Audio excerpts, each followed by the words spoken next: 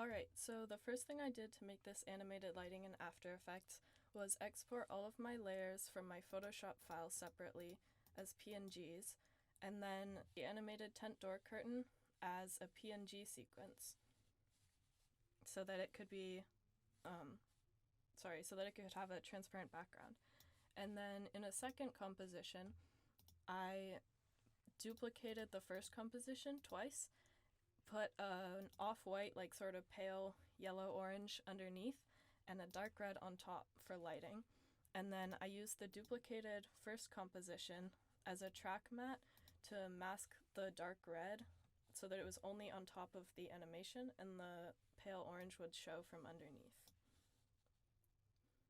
Then in a third final composition, I started off with just the second composition, and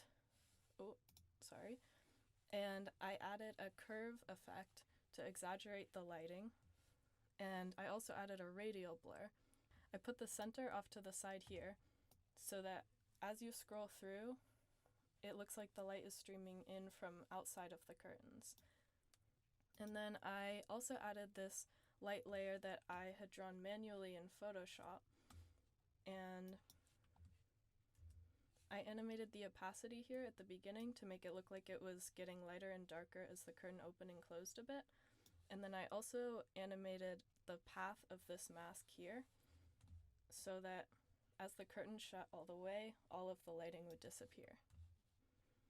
And then the very last thing I did was add an adjustment layer on top to change the brightness and contrast a bit and the hue and saturation.